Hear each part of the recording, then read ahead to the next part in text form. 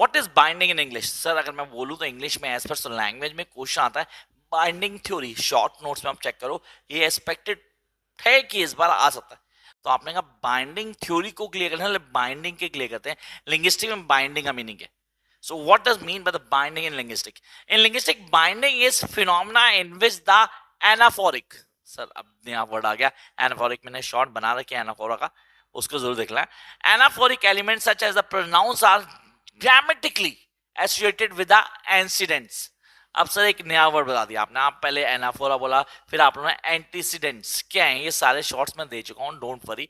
मेरे चैनल पे पहली बार आया तो प्लीज चेक करना ताकि आप कनेक्ट कर पाओ। For instance in English sentence, Gitika saw herself. Gitika saw herself. The anaphor, I repeat, the anaphor herself. तो anaphor समझ गया आप? herself. गीतिका के लिए जो यूज होता है वो anaphor होता है। इसकी शॉर्ट देख लेना, आपको पूरा क्लियर हो जाएगा। जो गीतिका के लिए यूज हुआ anaphor होगा। तो जो anaphor, I repeat, here यहाँ पे जो anaphor यूज हुआ herself is bound by the antecedent गीतिका। वो बाउंड है, क्यों? गीतिका के लिए ही तो herself आ रहा है, तो it is bound with her। So binding can be licensed or blocked in certain contexts, जो आपको बोलता है synthetic configuration में कहते हैं। आप बोलते हो the pronoun her cannot be bound by Gitika in the English sentence, so Gitika saw her while all language have binding restrictions।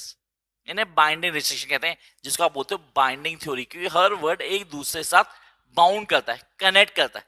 So this is the first path of binding theory।